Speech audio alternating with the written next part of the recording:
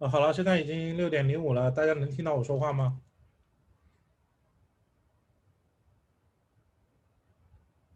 ？Hello，大家能听到我说话吗可以。我？OK，能听到。行，那我们就开始吧。然后今天呢，非常高兴，我们职场提升俱乐部，邀请了 Dr. Nancy 李来给我们讲一讲如何在现在的 pandemic 的情况下能够 negotiate salary。我觉得这是一个非常非常 interesting 的 topic。希望接下来的1个半小时到2个小时，大家都能够就是有所收获吧。首先开始呢，我先作为就是职场提升俱乐部的志愿者，我先就是介绍一下职场俱乐部的一些活动的情况。在 pandemic 之前呢，我们每周定时定点的会有在周4下午会有线下的活动，还会给大家提供食物和水。那现在呢，就是 pandemic 我们转移到线上了，所以这个 agenda 已经可以不需要那个go through 了。然后我们俱乐部呢 mission 主要是要打造一个在北美的一个有归属感的一个职场社区。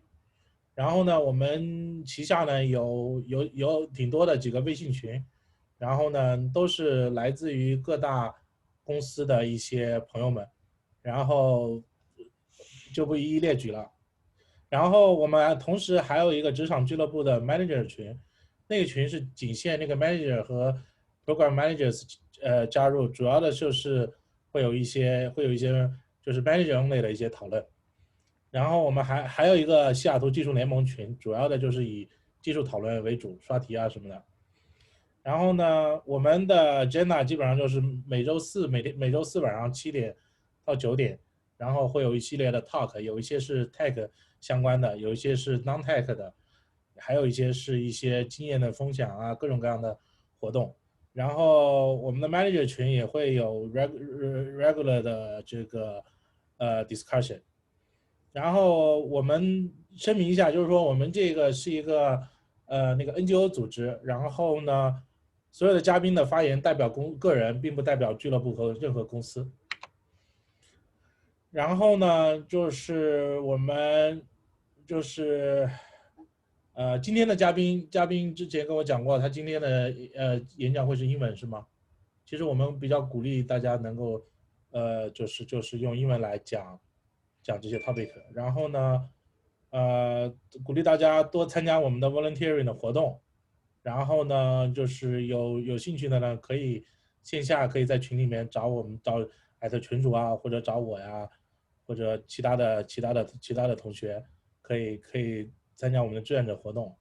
然后呢，还有一个就是 donation， 我们在各大主要的有那个 Give Program 的公司，像微软啊、那个 Google 啊，包括Salesforce 啊等等公司都有，我们是注册的那个注册的那个 NGO 组织，所以呢，大家可以去搜索 CareerUp Club，然后给我们捐钱、捐时间。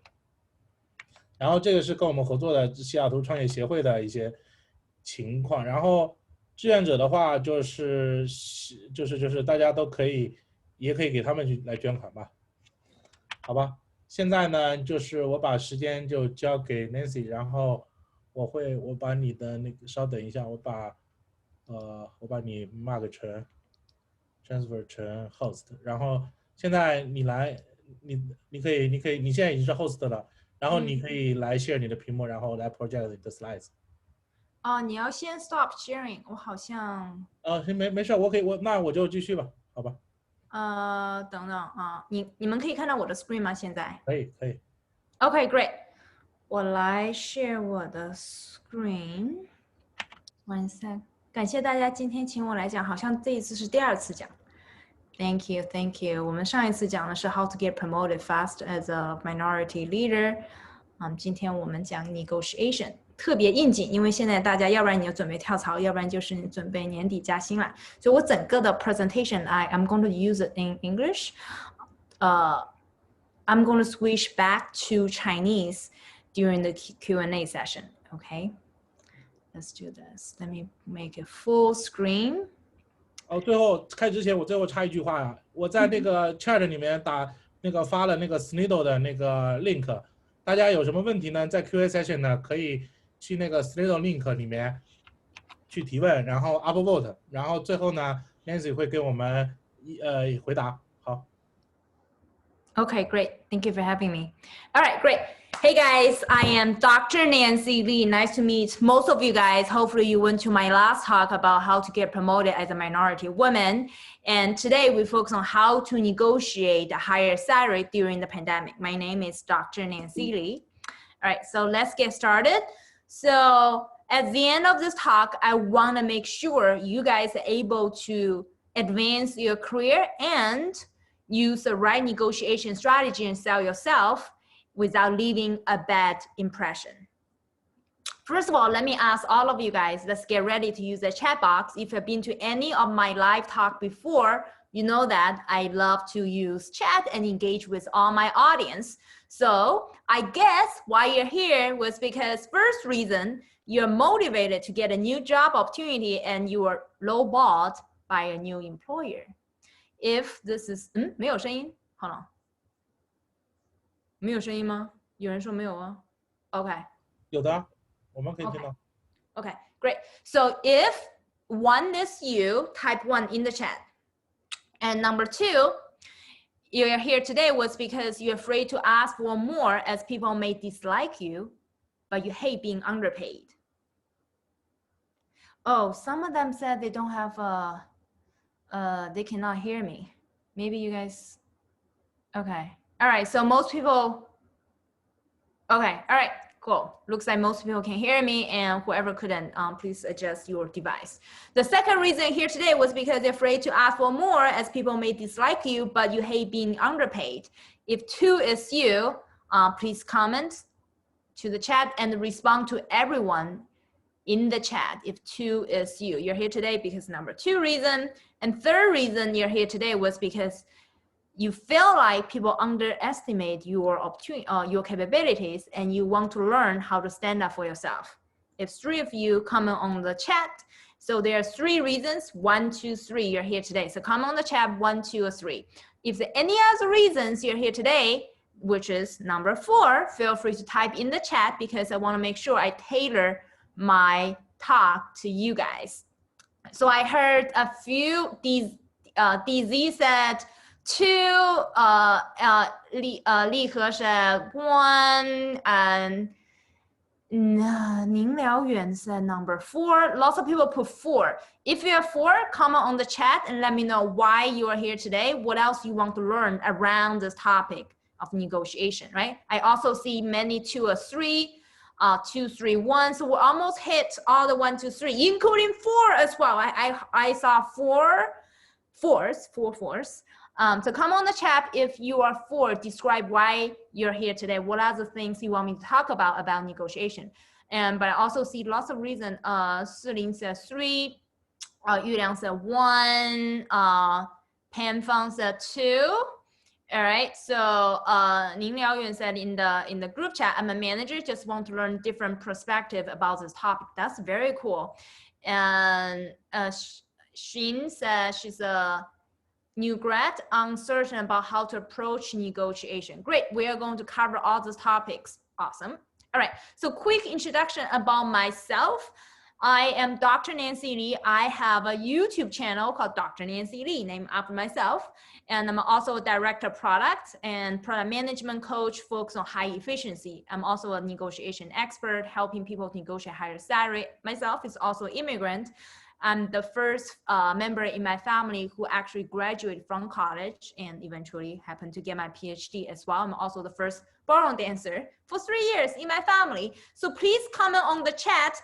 I'm the first of something. I want to see what else you guys are besides immigrant. I assume all of you guys are immigrant as well. Comment on the chat. I'm the first of something. Maybe you're also the first who went to college in your family, or maybe you're the first woman who got an MBA. Maybe you are, I don't know, you're also the first ballroom dancers or first person who own a gym. I have a student, she owns a UFC gym. So come on the chat if you are the first of something. Let me see what the response. Okay, so I don't see anything there interesting. So people, you're not, so Hao Shen said you're the first PhD in your family as well. That's cool. All right, so I don't see so much response yet. Okay, I see fewer coming in. Michael is also the first in the US. All right, so let me tell you guys why I asked this question. Because as a tendency, I assume everyone here is Chinese. In the Chinese culture, people always look at what you do not have. You were raised by tiger mom or tiger dad. You focus on what you do not have. But I want all of you guys to change your mindset today regarding what you have today. You are proud. You should be proud of yourself that you already made very far. You came to the US. You might be also be like me, my family member never went to college. I at least went to college, right? So I see lots of people also comment on the chat. I see that the response first in the US, yes, you should be proud of yourself. You have more things in front of you in terms of your career, but we have accomplished so much. Also, the Lei said he's the first software engineer in the family. Li He said the first in the US as well. Okay, awesome. I'm proud of all of you guys. A quick introduction about my career path. I came to the United States in 2009, which is 11 years ago. Actually, I transitioned from a fashion design industry into engineering. At that time, I just want to do something more technical focused. Eventually, I got 5 scholarships. Each of them gave me a full scholarship for me to study engineering in the US. So I decided to study material science at Boston University. A few years later, I became the youngest engineering PhD in the program history at BU. However, as soon as I graduated, I realized that the youngest engineering PhD was unemployed.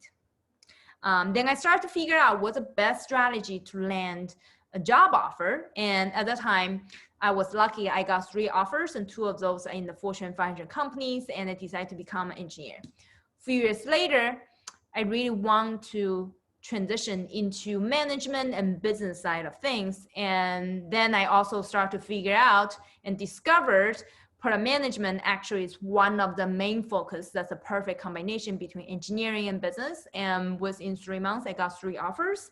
And recently during COVID, I really want to get into the leadership position. So I applied for director jobs. I got 3 directors offers during COVID. I started applying in April. But when I got started, I realized that in my first job, I was underpaid. I just discovered during drinks with my coworkers, my salary was the lowest in all my companies with everybody. And then I started to talk about the fact that I was underpaid, and people said this to me: "You are too young, Nancy. too young. And people also say, you did well, but yes, I think everybody in the room felt the same way. We always did very well technically. We always did well, but when people want to get promoted, get paid more, but they always say, but you're lacking something else. You're just not good enough. Someone else is better than you, so someone else get promotion. So all those promotions or salary increase opportunity just slipped through my fingers. I'm trying to figure out what heck happened. I was so confused. So eventually, I started to change the strategy of getting higher salary. So the second year when I got into my first job, I started to use a different negotiation strategy, and I got 15% raise. I also received the second highest bonus in my company. Today, I'm going to teach you how to do it. All right, but before we do that, let me tell you why I'm teaching you guys today. My long-term goal is to build a nonprofit to help build hundreds of schools in China to help kids from mid-low-income families, teach them entrepreneurship. And my family, as I mentioned, my family member never went to college. My family never had money to like sponsor me go to US at all. And I think most of you guys might went through the same process as well. We got scholarship, we came here, but we're one of the few lucky ones. So many people who wasn't able to afford American education, didn't have money to come here, didn't even know how to get a scholarship. So my long-term goal is to help people like that. So that's why I'm teaching you guys. But I realized that, as you know, the relationship between China and US are pretty bad. I cannot just go back to China to start my nonprofit. That doesn't work right now. But is there anything I can do? Yes. I discovered something very, very interesting and very hurtful insight. Right now, as a director of product, I also work for like Verizon, Shell Oil before. And when I'm on the other side of the table, being on the decision-making table, I realized that women and international professionals are not on the decision-making table. So therefore, frequently they are underpaid because they have fewer sponsors than other people. And they didn't know how to navigate American culture. And when we talk about salary, we don't know how to stand up for ourselves. That's why lots of us are underpaid. And something really triggered me to step up, talk about those like sensitive topics was because I was the only female manager out of a 100 people product management organization in a Fortune 20 technology company. Not just I'm the only woman, there are not that many minorities in my prior company either. I feel like things need to change. That's why I like to share with you guys how I did it before and how everybody like us can move up in the organization, get paid more, and get into leadership position. So therefore, I start to make YouTube videos. You guys can take a screenshot and learn more about product management and salary negotiation on my YouTube channel. And a few months ago, as I mentioned, I gave a talk live to talk about how to get promoted as a minority woman. Feel free to go to my YouTube channel and rewatch the old videos as well. Today, we talk about the second part of the slides, which is about compensation. So I do teach product management, but today we focus on how to get compensated very well. All right, so first of all, we need to do some mindset change, is that negotiation is influence. Once you start to pivot about negotiation, you can start to see things very differently. And this is my own quote. I invent this quote myself. So people do not pay for what you deserve. They pay for the value you sell to them. Again, people do not pay for the value, do not pay for what you deserve. They pay for the value you sell to them. It's about the value you sell to them. Even if we work hard, they don't see the value in us. They are not going to pay how much we deserve. So my question to you guys is that, what do you think is negotiable? Before I tell you all the answers and how to do that, I want you to think about what is negotiable? Comment on the chat. What do you think is negotiable? So comment on the chat. What do you think is negotiable? So raise, I see Michael said your raise, your role and salary and scope are still yes. compensation, responsibilities. Great answer. Lee said everything. I love your answer. Yes. I also think everything is negotiable, position and level. Perfect. Okay, let me share with you the list of things I have collected and talked to people regarding what can be negotiated.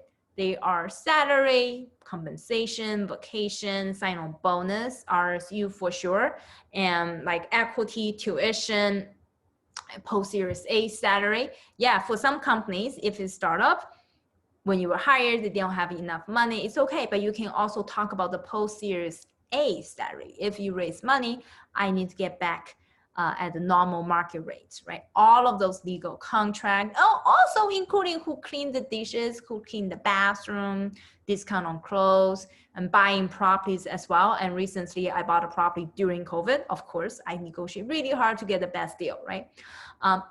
For daily life, to be honest, when we talk about money, we negotiate a lot, but in real life, you spend more time doing negotiation, but you never pay close attention to. For any negotiation expert, you ask them how much time you divide regarding negotiating money and everything else. It will be 20% time I talk about money, 80% time I negotiate everything else, which is examples here, who cleans the bathroom, who cleans the dishes, right? It's all negotiation.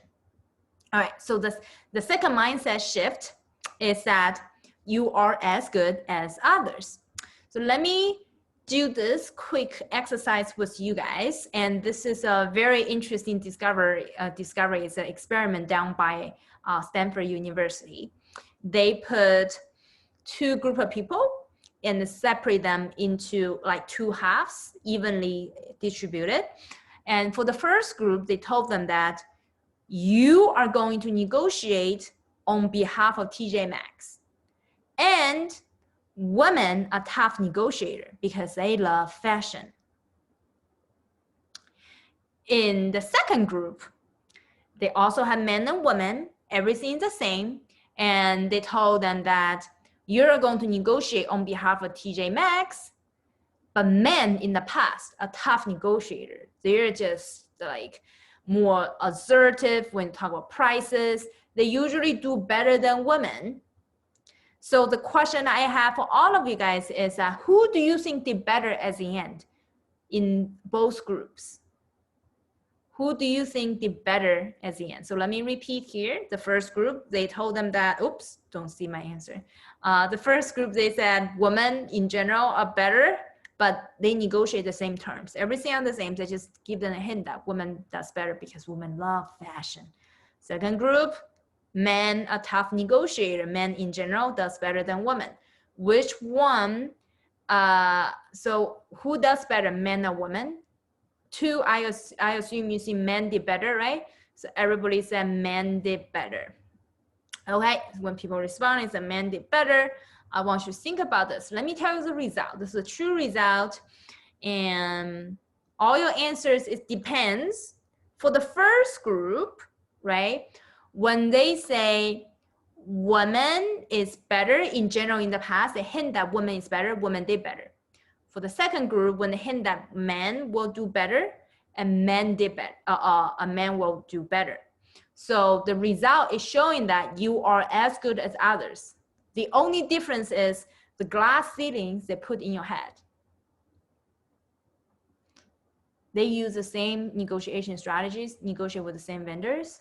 But if they put it in your head saying that, oh, in general, women are better, you will do better. Or in general, men are better, men will do better. So this is showing that you are as good as others.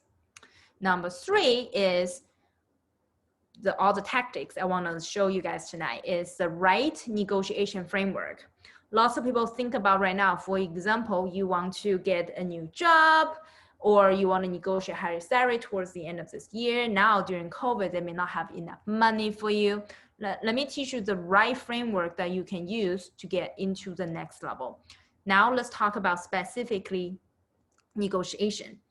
First of all, you need to understand the right timing, when to ask. And second, you need to build your reputation before the ask. And third, research your market value. And number four, talk about your value. Let me break this down for you and also give you 2 specific case studies so that you can apply to yourself as well.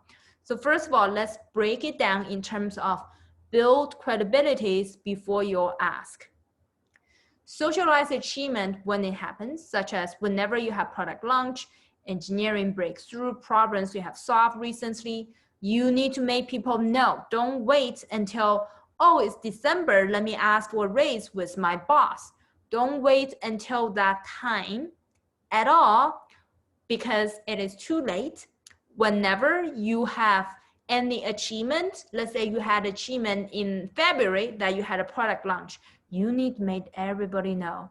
Your peers, your bosses, talk about what the impact to the company, the impact to your client, so that you can build your credibilities even before they make decision. This is in alignment with the number 2, the mindset change I told you guys. It's about you put something in the head even before you start asking. It will make a much bigger impact. So next part is also building a personal brand before you ask. Okay, so let me ask all of you guys. If you ask your coworkers how others describe you, do they say this person is very confident? Let's say Lei. Lei is very confident man. He's a problem solver. He's a great leader. If all your coworkers describe you this way, it's likely you get paid more than others. So understand your personal brand first. For example, my personal brand, I didn't even ask. People say, Nancy is very assertive. Well, in my new job, I got a new job recently as a director. So people say, Nancy very assertive. Okay, I want this. I want this brand as assertive woman, as a director. I do need that. So you need to think about what kind of brand have you built before you even ask. If your brand is, for example, in my new job, if I build my brand as she's very nice, she's very kind, how much money can I get by the end of this year? I don't know. Okay, kind and nice is good, but I want other layers of personality building on top of that, right? So think about what kind of brand have you built in the past, or starting from today, or starting from January. Have you built those kind of brand I mentioned on my slides, confident problem solver leaders? If you already have built those kind of brand, it's likely when you ask for more money, things will come up. You will get higher number than others. And another part is research your market value. Okay, research of your market value is critical. So let me recommend several examples here regarding Blind. Blind is one of my favorite website. Everybody, you guys should have known this because you're in the FANG. Most of you guys are on the West Coast and in the FANG companies.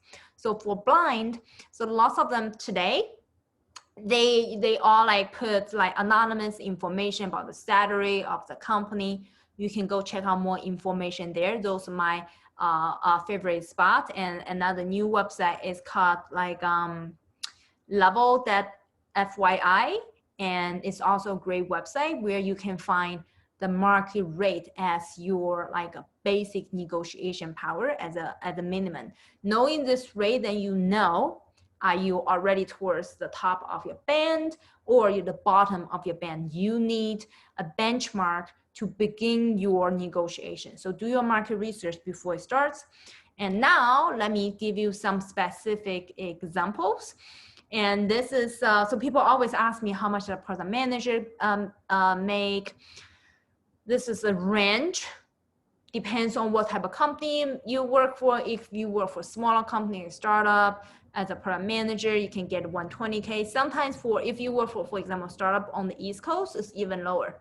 Startup on the East Coast, sometimes they give you 80 grand, 60 grand is even lower. This is just a range of product manager salary. Of course, if we're for Google or Facebook, they give you more than 300 grand, right? And especially if you guys, for example, I have a student who joined like Amazon in April. If you join Amazon in April, when you get your Amazon stock at the time, the price was very low.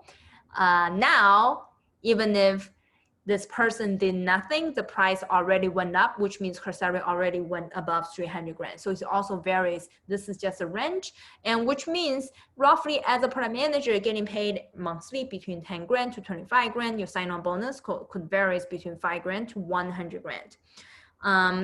To learn more about how much you can make as a product manager, you can check out my YouTube video.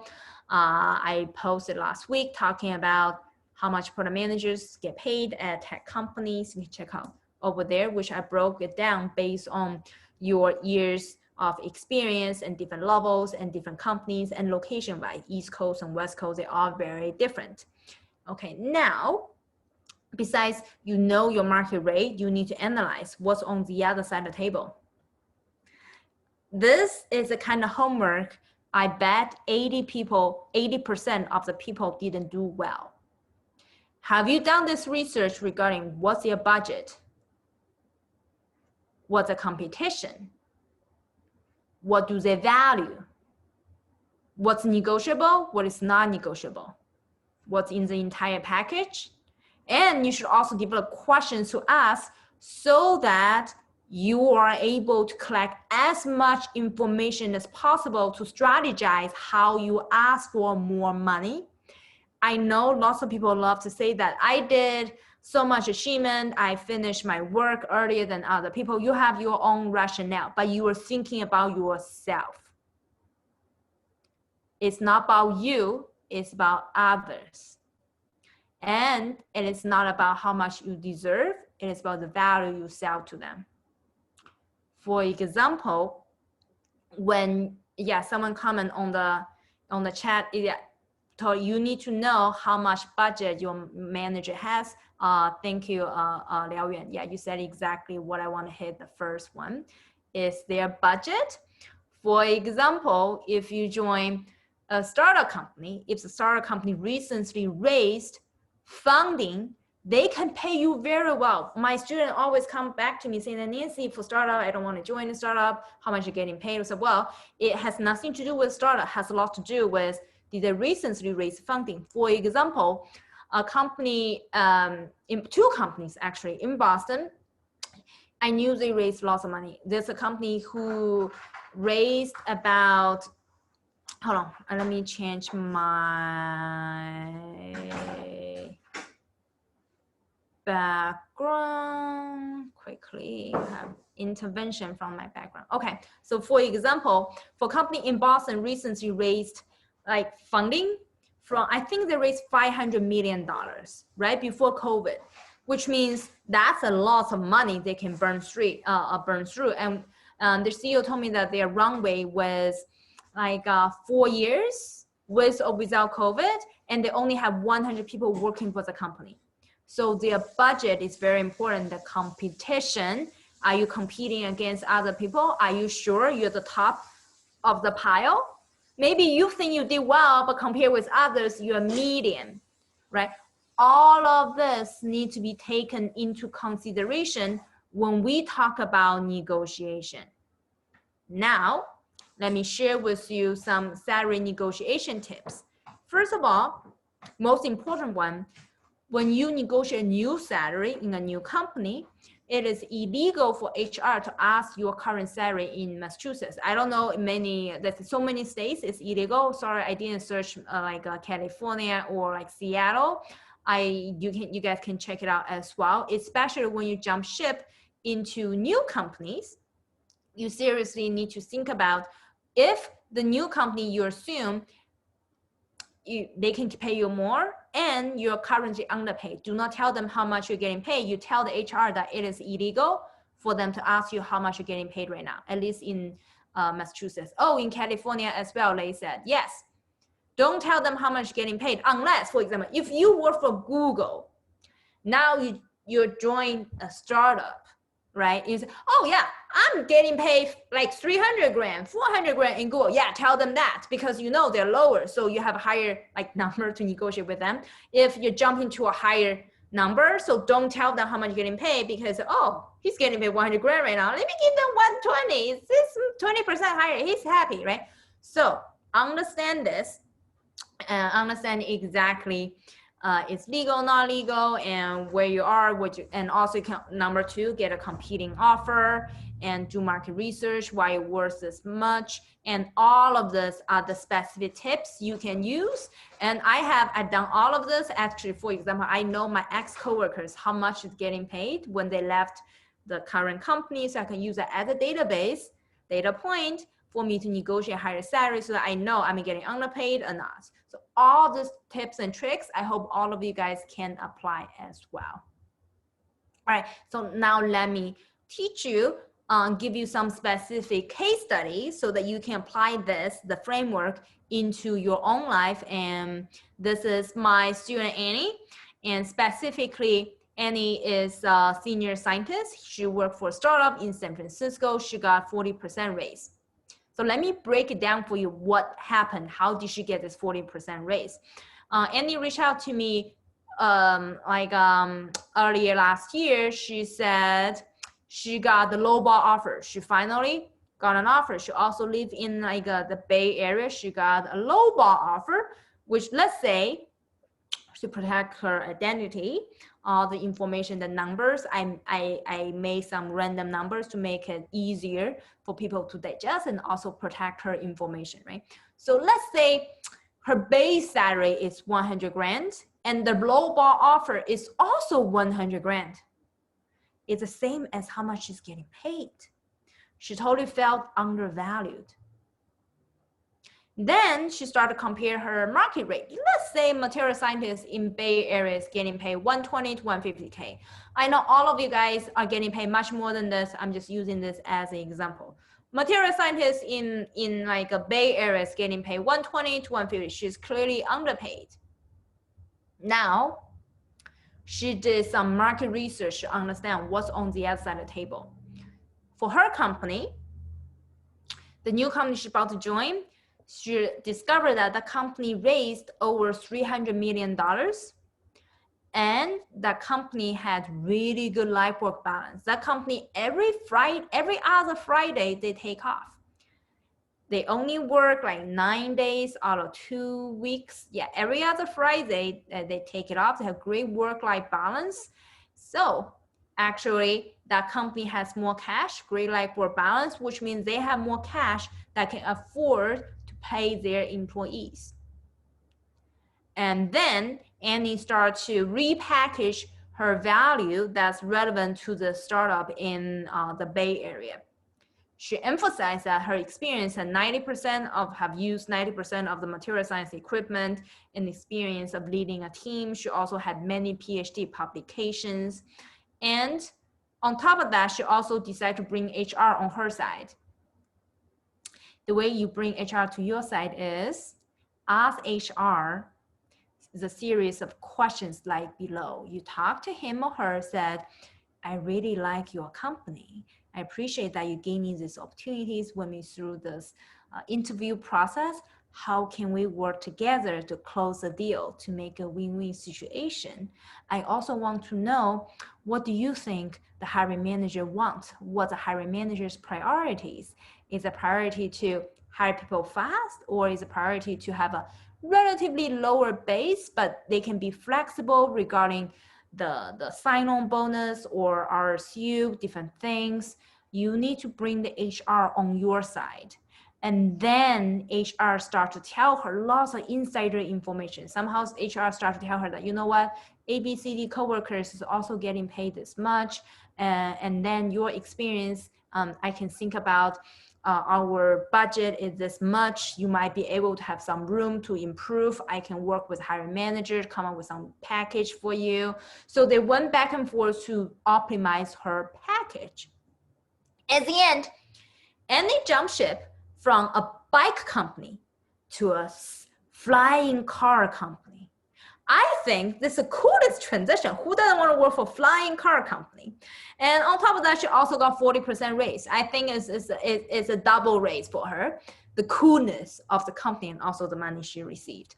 Now, let me give you another example. Another friend of mine, Megan, to protect her identity, I put the fake image of her, but this is a real person. And Megan is a real estate agent in Massachusetts. And recently she sold a single family home in suburb of Boston for 600 grand. So original price 600 grand, but she sold it for 700 grand, but she's only receiving 1% of commission, which is only $7,000. I know for the people in California, please add 10 to all the numbers I told you.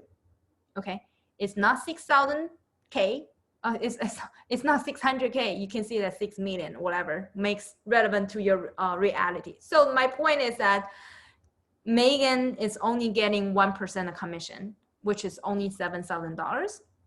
So she felt like, I want more. I sold it for so much more. Why I'm getting 1% of the commission? It's crazy.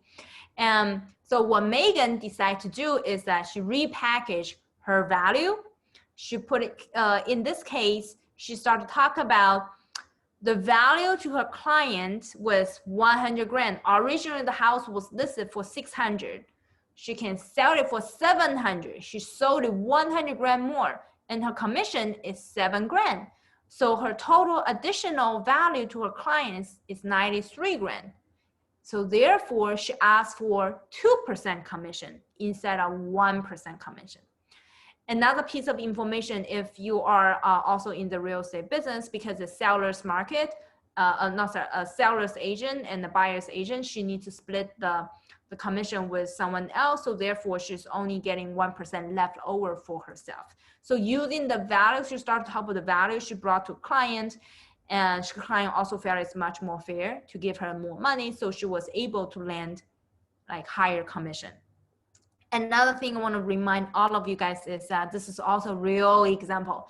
Let's say this is John, this real case.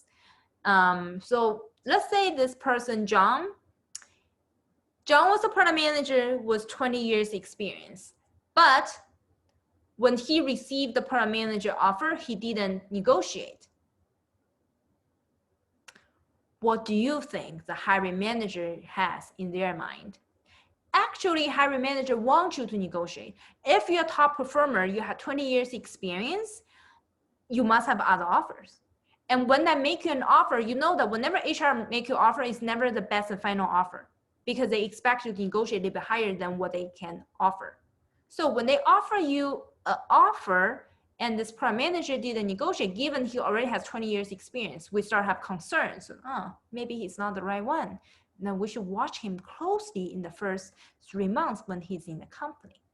If John would be smart, even if this is a really high offer, he should have asked for a little bit more so that he can demonstrate his market value, he's desirable. And especially as a product manager, all the product managers negotiate a lot. We negotiate every day with stakeholders, like with external partners and also vendors. So all of this together made a really bad impression of John. So therefore, I want you guys to know that hiring manager wants you to negotiate as well. Now, the question I have for all of you guys is that when should you ask for a raise? When do you think you should ask for a raise? All right, so come on the chat and let me know, what do you think? When you should ask for a raise? Do you think it's by December or whenever you have achievements? So come on the chat. I will take the questions later, but right now let's finish the presentation. Come on the chat. When do you think you should ask for a raise?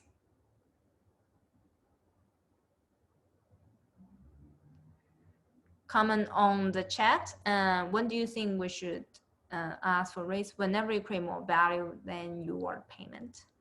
That's Yuliang, that's a very good answer. Let me see what else we have answers for. Okay, we have no answers. Okay, let me just tell you the answers. Okay, negotiation timing. A list of negotiation timing here. When you jump ship into a new company, of course. And second, when you switch to a new role in your current company, of course. Ask for a raise, most important, number 3. Ask for a raise before decision is made if you stay at your current role. So let me break it down for you. What do I mean by before decision is made? This is a negotiation calendar. You guys can take a screenshot later on. I also made a YouTube video to give you a specific step-by-step process of doing this negotiation calendar. But what I mean regarding the timing is that you need to have your own calendar of your own company. Each company's calendar is different. For example, for most companies, they decide their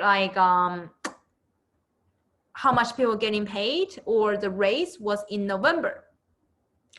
But in December, they had a performance review, which means when you had your pitch, how much your value you bring to the company, you walk into the office of your manager. So you went in and you were like, so this is my pitch, but by December, your manager already submitted the numbers in November. So it's too late for you to negotiate in December. You need to at least move before November so that you can still like being able to sit on the negotiation table. Even better, if I were you, this is what I did when I got the 15% higher salary in my first job. What I did was I knew decisions was made about like around November. I will ask in September. I will definitely ask the higher raise in September so that your manager will start to think about it and figure things out, figure out the best way, and going back and forth with recruiter, you put something in his mind, right? Remember the number 2 mind shift I taught you guys earlier?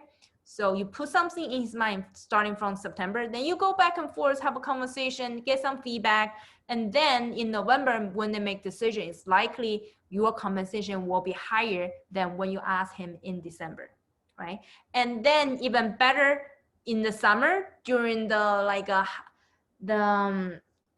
semi-annual performance review, you have review with a manager, you start to have this conversation with a manager. So you need to understand the decision-making process in your company. Everybody needs to have a specific calendar, and you have specific actions within the companies in different times so that you can quickly increase your success rate by December when you get your raise. Okay, so you can take a screenshot and check more content on my video YouTube channel and download this calendar yourself as well. Okay, so my last message to all of you guys is that this is also what I learned from my student Michael. This is about how rich people become richer. As a teacher, the best way for you to learn is actually to teach. I was very surprised when I started to teach how much I learned from my students. This is my biggest learning I had since I started to teach people about negotiation product management, is that investing in yourself is the only thing with guaranteed success, with guaranteed return.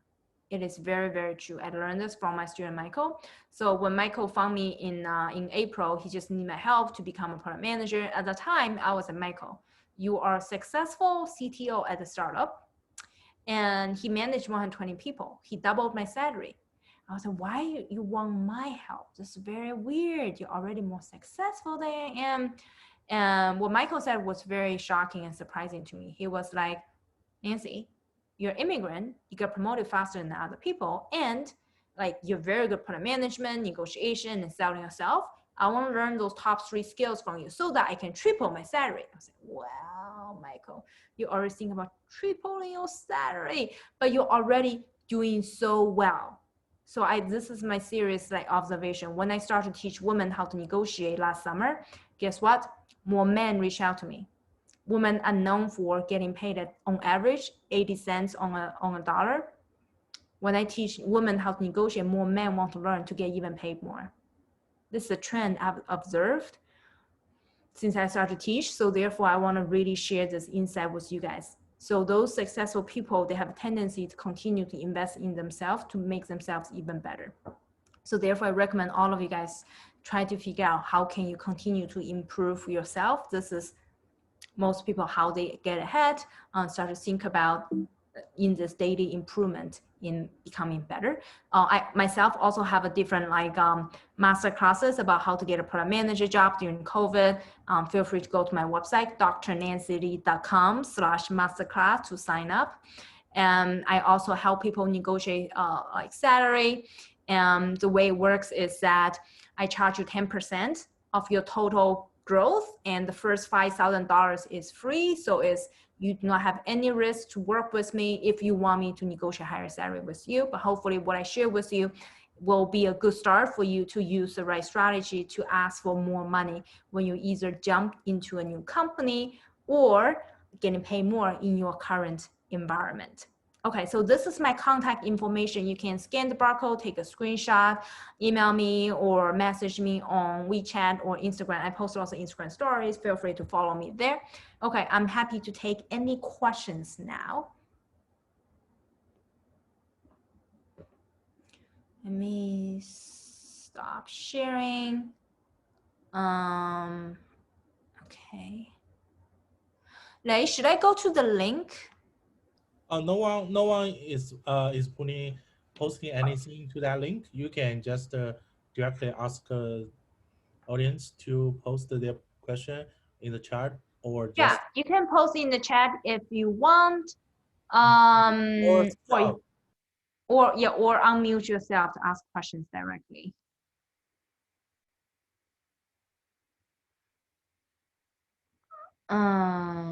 Let me do it in sequence. People post some questions. There. So someone said, should Megan, the agent, decide how much of the street commission goes back to the clients? By default, it's 3%. Yes. So by default, it's 3%, and she needs to split between the buyer's agent and also seller's agent. And however, because she doesn't know how to negotiate, when the sellers, when the buyer, she represents the seller. When the buyer's agent came in, the buyer's agent already said, I need to get 2%. So 3% minus 2%, she only had 1% left over for herself, just because she didn't know how to negotiate upfront. Whenever you create more values and payment, you will review concept. Let me see the questions. Do you have, interesting question, I got these questions a lot. Do you have any suggestions to improve English speaking and communication? That's a great question. I made a YouTube video talk about how to improve your business English. I'm gonna post it here in a very high level. There I talk about 5 steps to improve it. And first of all, I recommend you guys to take, everybody please take English pronunciation class. You can email me later on, and I think my YouTube video also have a link towards the bottom of the YouTube video, so that you can click the link and go find the English pronunciation class. I personally have taken before. Let me put my video here so that you guys can save it here. So that's a step 1. Let me make a copy paste before I put here. Hold on. Yeah, I put in the chat regarding how to improve your English. Step 1, everybody needs to take an English pronunciation class. Step 2, we all need to take public speaking class to improve it. And step 3, I also recommend you guys to practice in Toastmasters. You need to take class, you also need to practice. You need both. You cannot just practice by yourself. The worst advice I've ever received when I moved to US is how to improve your English. People said, you just watch TV, it's free. Hey guys, I don't think it's free. Time is money. Time is money. You can watch TV for 100 hours and you improve your English by 0.001%. You forgot to count the value of your time. Okay, so therefore I recommend you guys to find really good teachers, help you to improve your English pronunciation. Take some public speaking classes, then you practice. You need to follow the right sequence. Then after there's also some apps. My YouTube video talk about the apps I used, only $15 per month. So that all of this, you guys can check it out later on. Someone also asked another question. What is the negotiation atmosphere in China? To be honest, I do not negotiate in China. It's a very different environment for me. I've been in the US for 11 years, so I cannot give you specific advice regarding how to negotiate in China. I would assume it will be less straightforward, has more politics than the US. So I don't negotiate there, so I don't give wrong advice. To be honest, I don't want to give you the wrong advice.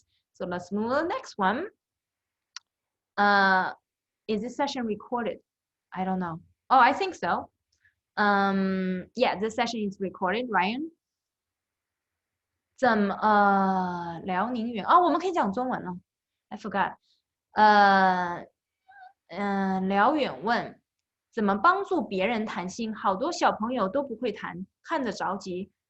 教的好的结果教的好好的，结果和对方一打电话就崩了。对呀，所以我教别人谈心的时候是这样的 I walk them through the process step by step. So for example, Annie, so when I teach her how to negotiate, 就她和那个我全部都过了一遍，之后她和 recruiter 讲的时候 ，recruiter 讲什么全部记起来。之后我跟她说 ，Don't respond to the recruiters unless you know you're confident with the answer. If you don't know how to respond, bring it back to me. So when I negotiate for her, I was just behind the scenes listening and understand what to do and poke her during the entire negotiation process. So it's assuming I'm almost the same person on the phone with her. So the best advice I can give my student, whoever coaching a student, is to get very close into the negotiation process in the each steps instead of this script you read or the strategy you use, they never implement very well because it's very, very difficult.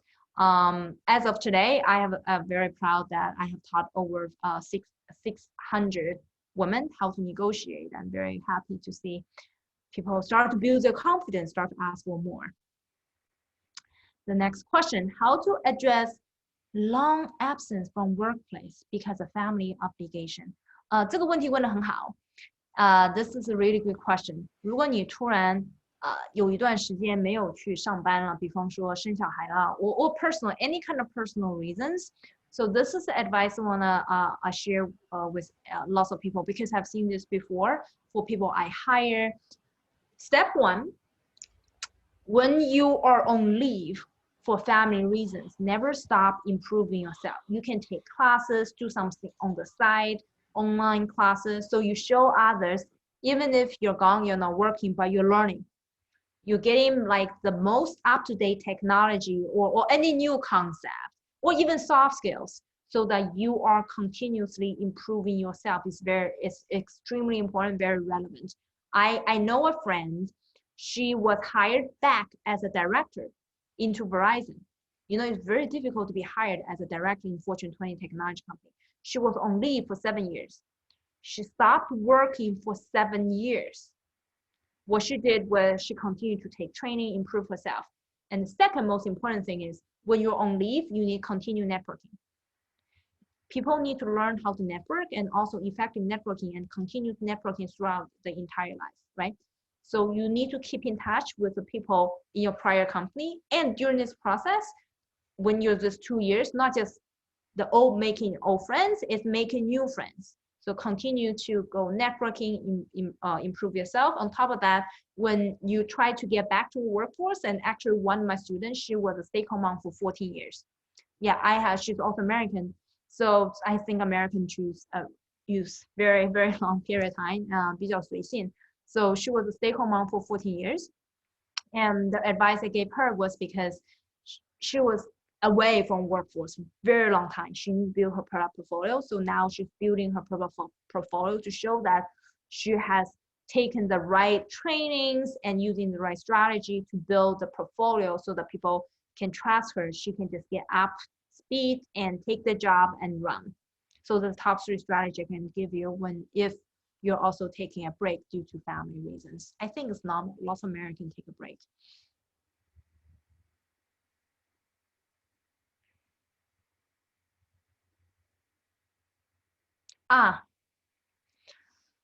I got an interesting question. Is that in the current market, is 20 plus years experience better or worse than 10 plus years experience? I think depends on your company and also depends on the role. If you apply for independent contributor role, as I see, people prefer to hire people with 10 years experience. Honestly, I do see this age discrimination. but America never admit that. They never admit this age discrimination, but I see this as a hiring manager myself. So therefore, if it is an individual contributor role, they prefer to hire people who are 10 years experience. So that's like golden age for them to hire someone as IC. But if you go for anything like director, VP, any kind of levels, if you have 20 years experience as VP, oh yeah, why not? Right? So it depends on the role you are in. Also depends on the company. If some companies are very like young culture, if everybody else in the company average age is 25, which means they prefer to hire someone younger or close enough. So therefore 10 years right will be an advantage. But if companies, their culture is they like to hire someone who's very senior, such as consulting company. Lots of consulting companies have very senior like leaders. So 20 years experience will be more preferred as well. So it depends on the company, depends on the role. Let me see. Any more? Let me unread the questions. 正在看问题. Thank you so much sharing. Shannon has a question. She said, I have a question regarding if I should still negotiate my compensation if I'm planning to leave the company in next year, even though my boss promised a promotion back in September. Very good question. Here's the thing. Even if you plan to leave next year, you should negotiate. You should still negotiate regardless, because let's say your salary is higher, like after your negotiation, your salary is higher. When you jump to a new company, you already have a higher like baseline for negotiate, right? Never give up, because even during this year, you don't leave right away. This 10% or 20% more money is a better money. I will take any penny. And you can also use it as a practice for you to negotiate, right? So you should negotiate even if you plan to leave next year. Very good question.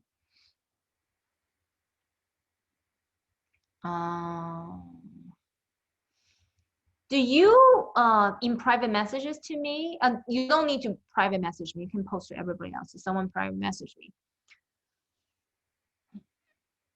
how would you prepare yourself towards age discrimination in this industry? Very good question. This I have several students, they're very senior. I have students who have worked for like 25 years, like in the industry. So this advice I give them is that if you are extremely senior, let's say you have 20 plus years experience, I wouldn't list lots of 20 years experience on your resume. I would just remove it, because your resume is likely have too many, you probably changed for 5 jobs already, right? So what happened 20 years ago is already irrelevant to what you do right now. So I wouldn't even list what happened 20 years ago or whatever happened too long ago. So I will only list about 10 years experience instead of the like 20 years experience. Only list the experience that's most relevant to your current job, so that you wouldn't feel like, oh, this whatever this person did or related to was like too far out, too outdated. Or you can make your prior experience only have 1 or 2 bullet points for the something happened more than 10 years ago. So make it shorter. Sometimes people also remove the year when they graduate from college, so they cannot guess how old you are. You can try the methodology and do A/B testing to see how well it turned out. But in general, if you remove the years, I can guess you definitely is hiding something. You must be older than others, so we can tell. But you can do A/B testing to see if removing the year of graduation will make you look like younger or getting higher success rate. But most importantly is make your like old experience very short bullet point, or even remove it because it's really irrelevant. Yeah, that's the top 2 advice I can give you. Yeah, age discrimination is true, to be honest. In America, okay. You mentioned HR should mention how much others are paid during the company negotiation. Is it really true? Usually it's highly confidential for HR. Yes, if you're on the same side of the HR would like to convince you to stay, yes, we made the HR to tell us lots of information. Lots of things are confidential, but if the HR is on your side or he wants you to stay, I have many HR told me this, the range of the salary, said this is the highest number we can hit. Everybody you interview with, they're all win the same title. That's how much is getting paid, and people are getting paid between this range. So they just told me how much people are getting paid within the company. Yes. If you know how to bring them on your side, to tell you lots of information. It's good to get a competing offer from another company in order to get a salary increase in the current company. Very good question. It's a double-edged sword. The reason I say that is, think about this. If you have an offer from a competing company and you really want to stay in the current company, two things will happen. If your team has a budget and your team really likes you and there is no politics, your team might still have the money and they like you, but there's politics, right? There's politics. You need to understand. So maybe politics reason, all the three things can mess up. If those three things messed up, they will be like, okay, you can take the offer and leave. They may not want to increase your current salary. And if your boss really cares about you, or they have the budget, or there's no politics standing between you and your boss and the money, they will increase the offer. Yes, this is a double-edged sword. You need to use wisely. But in general, I have a saying like I talk to hiring managers. I talk to other hiring managers. That's what they did for their employers before. If the employees I like had a competing offer, and this is what I plan to do to increase their salary as well. But I'm also seeing other people, because politics, because lots of different reasons can stand in between you and your managers, or anything else, or your manager might be ashamed that, oh, my top employees have a really high competing offer. It will make me look bad in front of my boss, so I just let him go. Like, there's many different things could happen. So it's possible, but use it wisely. And also think about when you bring this offer to your boss, if your boss said, no, I don't want to increase the offer, you shouldn't stay. Because you already, if you stay, he probably doesn't have an offer, and everyone else will continue to take advantage of you if you didn't take the offer and stayed.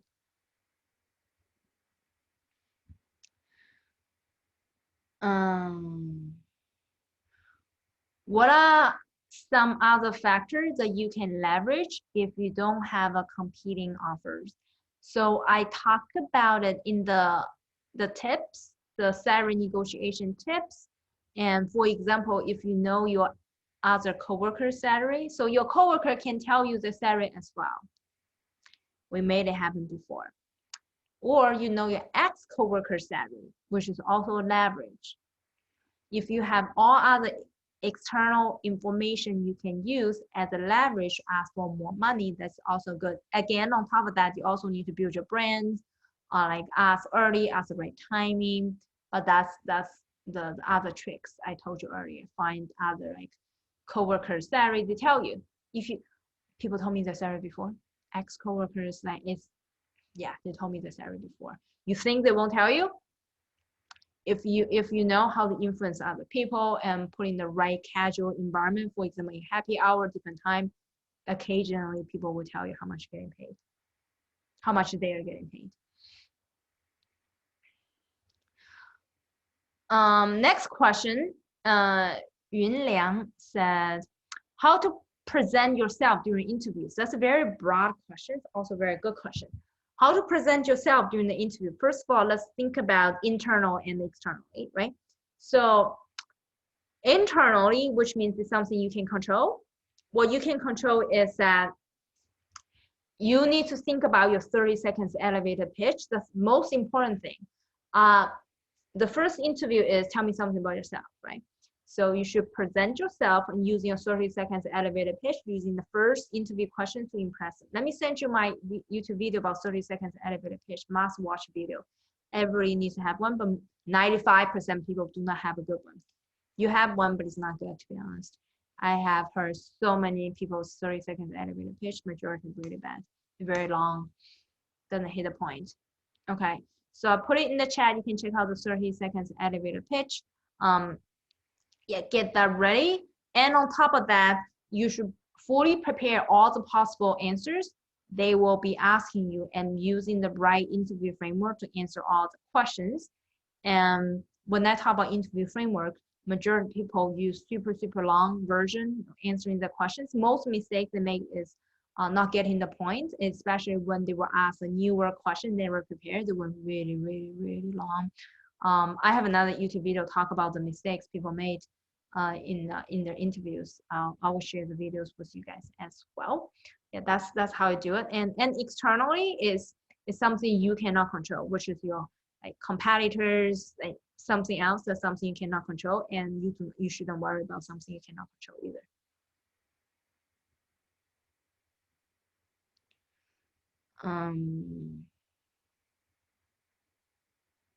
You can ask me in Chinese as well. I can answer in Chinese. Let me read the questions. When Hui asked this question, when company gave you a title change, for example, analyst to engineer with no raise and the same job duty, should one accept this? What do you mean same job duty? It's different job duty, right? So they give you a title change, but everything else is the same? That's weird. That's very weird. This usually wouldn't happen. You should ask why you get title change, but everything else is the same. That's weird. But anytime I get a new role in a company, I'll get more money. I will at least ask for money. I may or may not get more money, but I will ask for money. But that's weird. If you only give you title change, everything else stays the same. That's very awkward. That's correct. To give you everything the same. You should challenge your boss and saying that, why you change my title but everything else stay the same? What the purpose of doing that? If you think this is a promotion, I deserve more money, why I don't even take more responsibility? You should have a conversation with the boss to understand it, and also how it's going to impact your career. Then suddenly your LinkedIn on your resume will change title. What if this is going to like impact your next job coming up, right? So you need to have a conversation with your boss very seriously. Very weird. How do you usually learn how much others make except when they left? Feels too sensitive topic. Okay, it's clearly you guys don't hang out with Americans. American, when they drink with you during happy hour, they have lots of egos, okay? So when people like, seriously, American really like happy hour, especially during happy hour, they have lots of egos. When their ego come out, they're just like, oh, I like to tell you how much. Yeah, it happens, seriously. It happens. When they have lots of egos, when we talk about salary, you can bring up saying, well, I just feel like I'm getting underpaid. I'm just wondering for people like you in the company, like how much in general people like you getting paid, and they will tell you exactly how much is the base salary, how much is the stock options, how much is it getting paid. I have other guys told me how much getting paid if it's not leaving the company, just in casual happy hours. Happened many times. Also happened to my other friends as well. Okay, this happens. You guys don't hang out with American enough. That's why you cannot get it out of them. They told you for sure.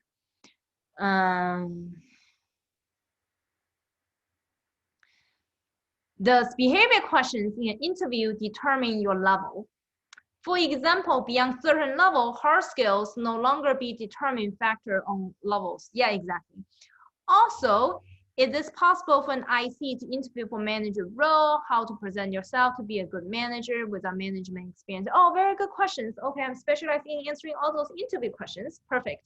Okay, so the first question is, Kevin, you asked lots of great questions, 5 questions. How does behavior questions in interview determine your level? So here's the thing. So for example, when I interviewed for director product, I got 3 director product offer during COVID. The question is different. For director level, they ask you more stakeholder management, salesmanship, how you convince others, how you manage very comprehensive product or structure. Even when we interview, I hire like senior product managers myself. When we hire a senior product manager, we want to see scope.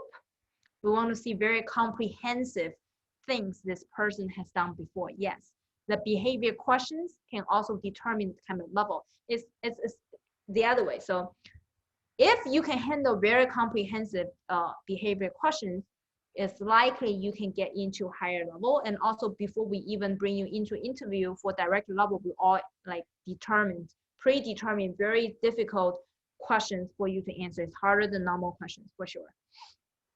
Yes, when you get into director or above level, majority soft skills. People feel like when an interview director offers, they still have the director of engineering to interview the director of product.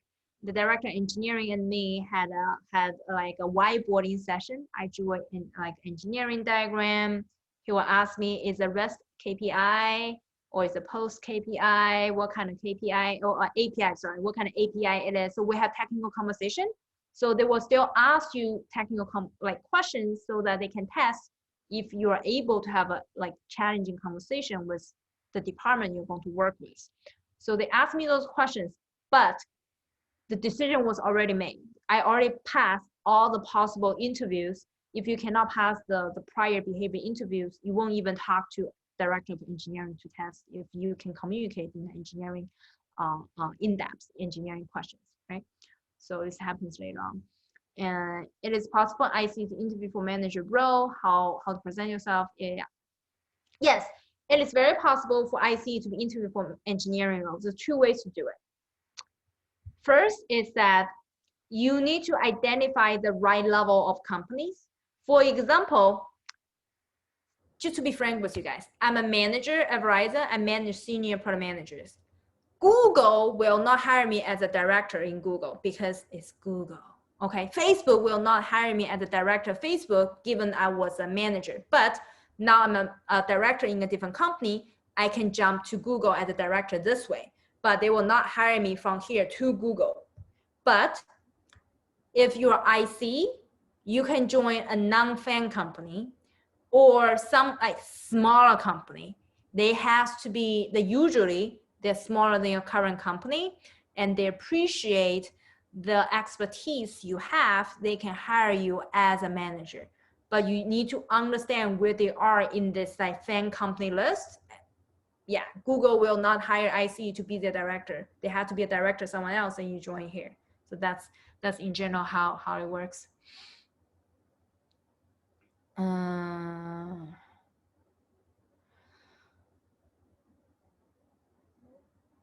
Oh, next question is how to present yourself to be a good manager without management experience. That's present yourself. That's a very good question. If you have done any other cross-functional experience, you work with other teams, maybe you haven't managed people before, but you have like led without authority with all different teams, you can build it into your leadership stories. And then you need to use a networking strategy to land somebody who wants to give you opportunity to lead a team in the new company. And the other thing, I've seen this before, another woman I met, she was somebody in like Macy's, then she joined Amazon as a manager, as an engineering manager. It was because Amazon really needs somebody with her technical expertise. They cannot hire anybody else with her technical expertise. Therefore, they hire her as a manager directly. You have something so unique nobody can offer, then you can negotiate higher manager title if you want.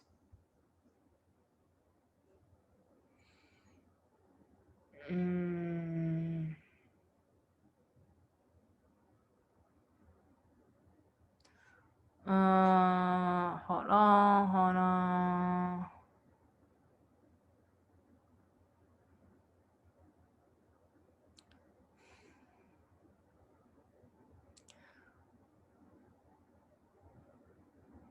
这个好奇怪的问题啊。In big companies, there's usually a salary range for each level, yes? 关于不同的 level 大概多少钱？问一下华人 manager 可能更有精准性，要和华人 manager 多交朋友。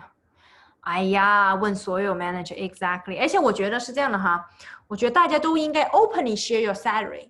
有可能不好意思说我是这么说，你就可以这么说哦，在 Amazon 的 senior product manager 工作了10多年的，他的 salary 是这么多这么多这么多，你就不要说是你自己嘛，你就把你的名字去掉之后呢，你就告诉人家，之后大家就有一个 database， 就知道自己多少钱，自己有没有 underpay， 或者人家有没有 underpay， 所以这个 information 应该 openly discussed。JK asked this question: How to negotiate offer if getting laid off or no work now? Thanks. That's a very good question.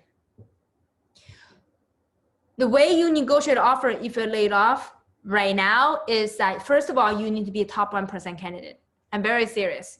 Sounds like you do not have a leverage. JK, you asked this question was because you do not have a leverage, right?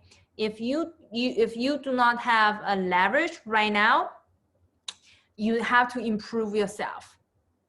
Let's say you don't have competing offer, you don't have current job, and the way it works is that if during the interview it's very clear you did interview better than everyone else, you have unique like value you can bring to the companies, and they cannot find everyone else to replace you, then you can just proudly negotiate saying that this is how much I deserve, this is what I want. So the key is that if you have no leverage, all you can do is how can you become the top 1% candidate. At the same time, you should also find time to interview at smaller companies such as startup. It's easier to get an offer from startup. And then at least you have a competing offer.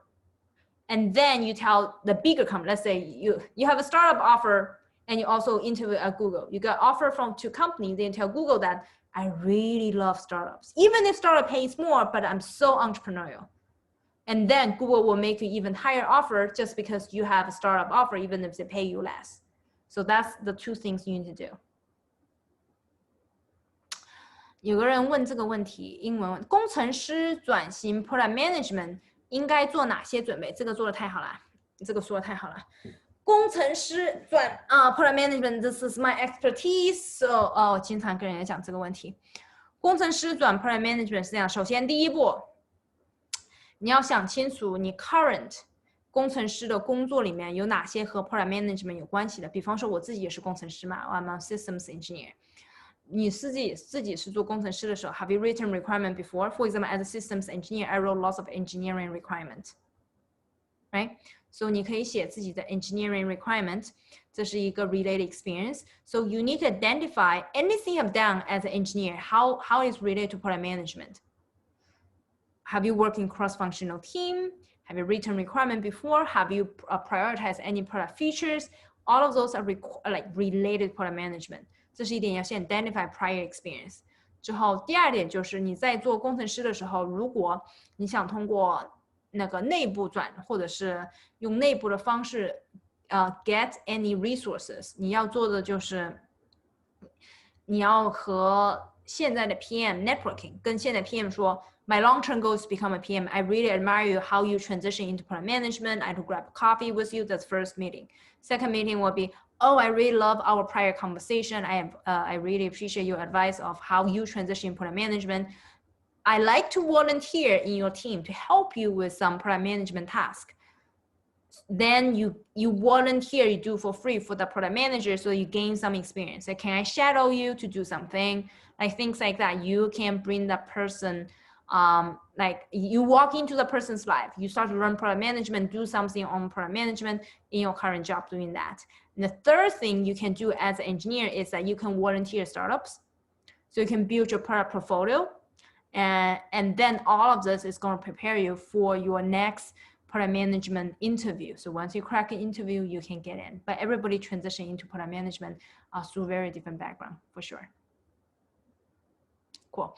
My masterclass talk about how to transition into product management. You guys can go to my website to check it out, drnancylee.com as well.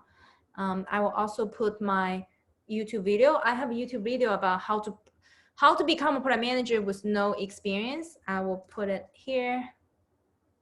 and I will put the link. One sec. 对，你们看一下这个 video， 有一个9步，How to become product manager in 9 steps。我再 share 一下我的 YouTube channel。Not YouTube channel, my slides. You can ask me more questions later on. This is my contact information. You can take a screenshot now, which is all my contact information. Feel free to ask me any questions later on. 你们现在可以搞一个 screenshot， 等一下以后再来找我也可以。What is the best place to find volunteer opportunity? Very good. Angie's List. Angie's List is where startups post their job openings. So whoever startup posted job openings, you can just reach out to them. I want to volunteer. Sometimes they will say probably saying that I have a free opportunity for people to gain experience. Yeah, so you can identify startups there. That's the best part. Can you type your website? Okay, I can type my website here. I think it's here. drnancily.com. drnancily.com. Yeah, this is my website. You can check it out later on. For IC with 10 years experience, first, pursue IC role to develop unique skills in a competitive environment in big company. And second, join a company which does not develop much unique skills, but can develop management role. Which one is better for long-term career? Depends on your role, Nan, depends on your role. If your long-term goal is to become a manager or director or something, I would choose the second one. And also depends on what do you mean by unique skills, right? As I see, if you already have technical skills, let's say 你搞了一个什么 AI 的 skills 之后，你要学一个我是做 Edge Computing 的，比方说你已经会了 AI 之后，你要学会一个 Edge Computing 是一个特别的 niche 的 skill， 你两个都学了以后 ，so what? You're still IC, you're technical expert. So I recommend go take a second part that whatever something else give you the business and management experience, I believe is better if you want to become a director or go into the people management track. That's what I did.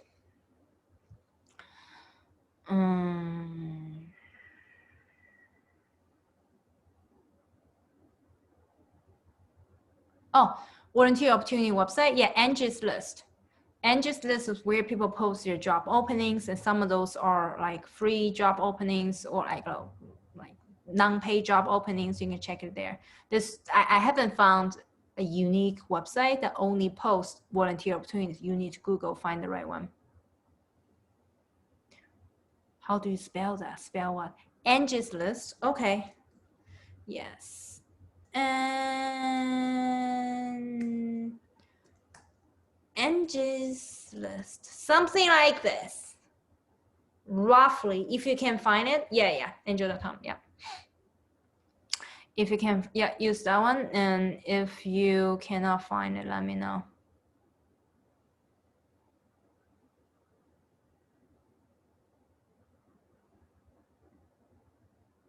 Yeah, all the startups post their job openings there, and they also send out weekly newsletter about this is a hot startup looking to hire people. So, and to be honest, if any of you guys want to do something about entrepreneurial, I recommend you guys to get hired in a startup.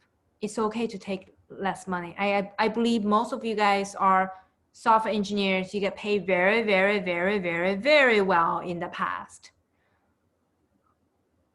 It's not about money, it's about experience. I would rather to join a startup full-time, given you have saved lots of money in the past.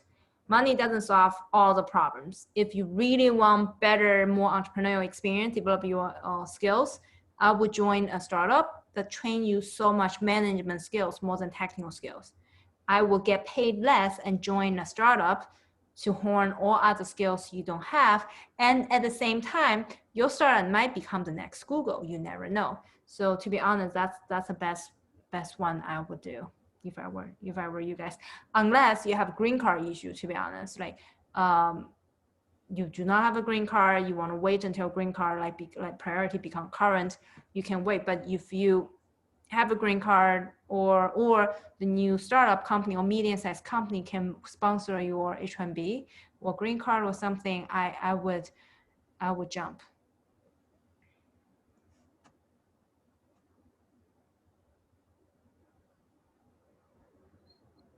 Do you actually? No, I don't actually. I just remember this name roughly. Is Angels List. Yes. Not the same Angels List where you can find handyman. Not the same one.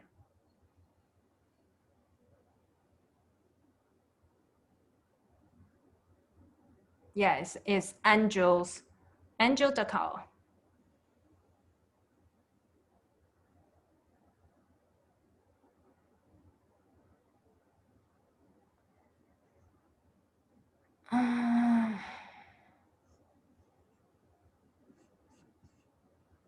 Yeah, that's the one. All the startup jobs was posted in Angel.co website.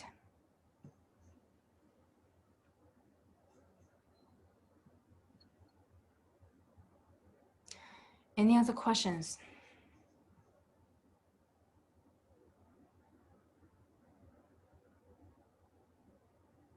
Where can we find mentors? I had different belief about mentors, guys. A senior executive at IBM taught me this 5 years ago. I didn't understand why. Now I feel the same way. I believe that mentors will find you.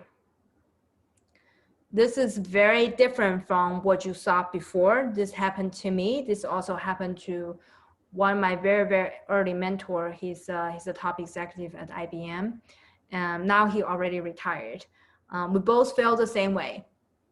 Your mentors will find you if you know how to sell yourself, how to build a brand. If you present yourself as a top leadership person in the company, your mentors will find you. Before you even find your mentor, you need to improve yourself to make yourself stand out.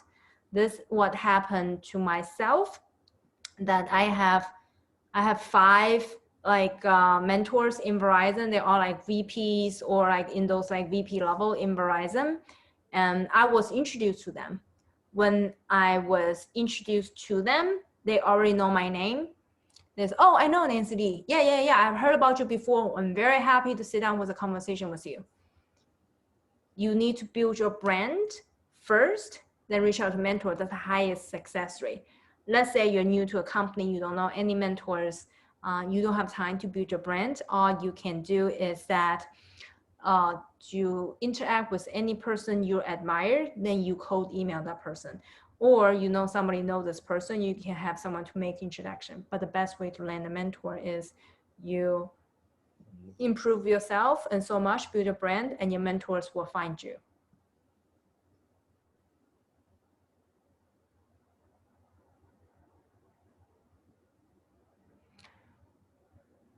When a group of people are talking about culture top, you don't know what do you mean a culture topic? 乐乐 ask， 如果大家都在讲一个 culture topic， 你也不懂的话，你该怎么办？那你就问呗，厚脸皮的问，你就说，哎，so what do you mean with this? Can anybody explain this to you? So here's the thing. If you hang out with American 特别的什么激情澎湃的，之后呢，他们特别喜欢人家问人问题，之后自己就觉得特别伟大。所以你每次听不懂的时候，你去问人家，他就自己那个自信，什么信心爆棚一样。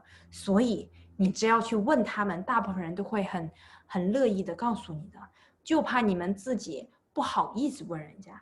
说实在话，感觉男的去问总是被鄙视。哦，是吗？那我不好意思，我是女生。我没有感觉被鄙视。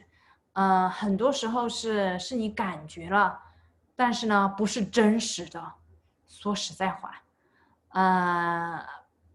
我个人觉得不是真实的。而且 my observation, to be honest, my observation is that I hang out with Chinese, I hang out with American. I now in the leadership position as a director, I don't see that many Chinese or minority I'm on the East Coast. I think on the West Coast it's different. On the East Coast, there are fewer Asian to begin with. So therefore the likelihood of seeing an Asian directors is very low, right?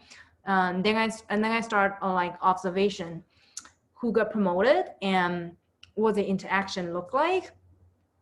To be honest, 我个人觉得 my observation is that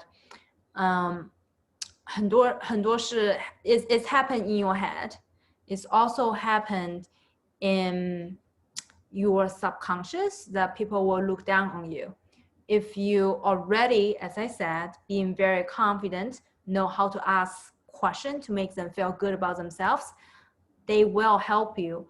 I think that less to do with men or women. I think there's more to do between Chinese culture and American culture. I have seen American men reach out to me to ask questions as well. Same thing as my student Michael, like this guy.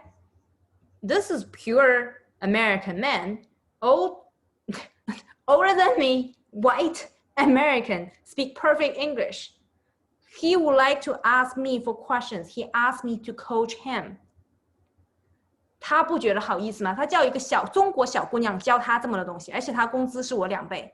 在这个情况下，他为什么就什么什么是厚脸皮让我来教他？所以我觉得是文化的区别。他就觉得，哎，你比我强，我就让你教我啊。小姑娘为什么 promote 比我还快？更需要小姑娘教。哎呀，这么厉害，这么年轻就当 director， 我就要他教。人家就不觉得是什么不好什么面子不好啊，说或者被鄙视啊，他就很开心。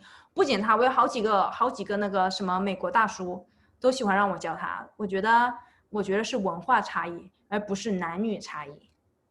对，而且我觉得跟你周围的人有关系。个人觉得哈，美国大叔从来没有找我，没有美国大叔，哪里哪里，他从来没有美国大叔找我，有美国大妈找你，会，Will you make yourself available？ 美国大妈有可能会找你，I think it's possible，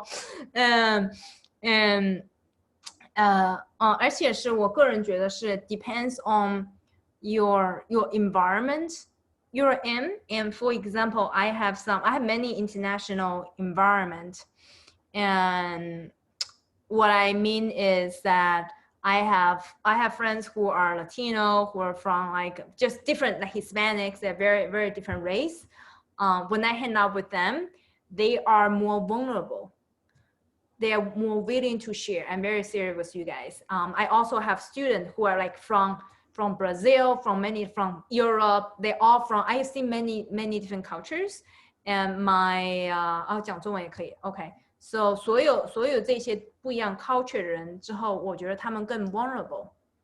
英文好，说中文还是说英文？为什么让我说英文呢？到底是中文英文 ？It's okay, both are fine。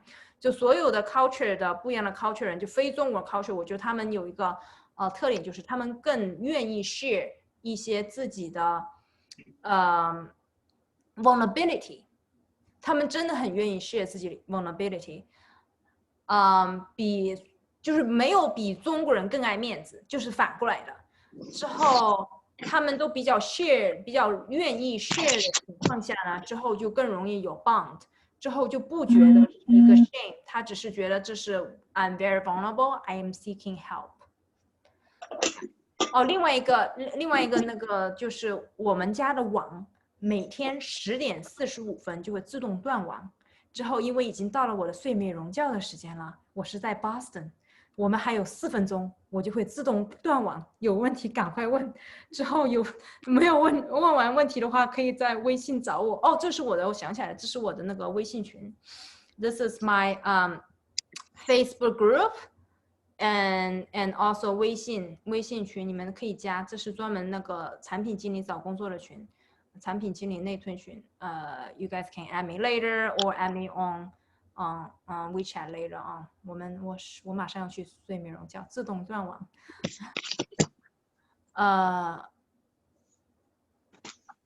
Do you contribute your confidence to your parents parenting style. Oh no. My parents hurt my confidence, to be honest. My parents, so this is vulnerability, right?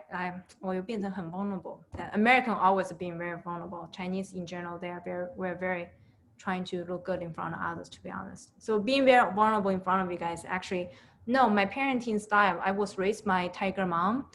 I think the parenting style hurt my confidence. I feel very ashamed because my mom always think whenever I cannot get the first place, I'm just not good enough for her. So I actually hurt my confidence. I rebuilt my confidence later on by myself. Yeah, to be honest, very sad. Yes, different parenting style. So let's be less mean to your kids. Actually, is hurt their confidence.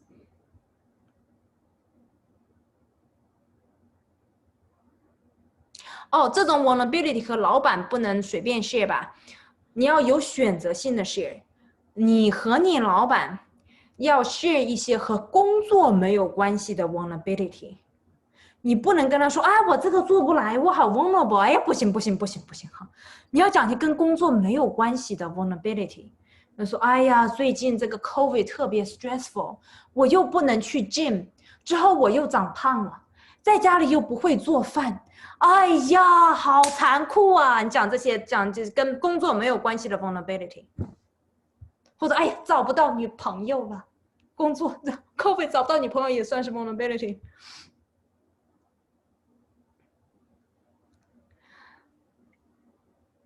啊，说的对，中国人不分享弱点，我也觉得是应该多应该多 vulnerable。说实在话，越 vulnerable 人他成长越快。越成功的人，他越喜欢 vulnerable。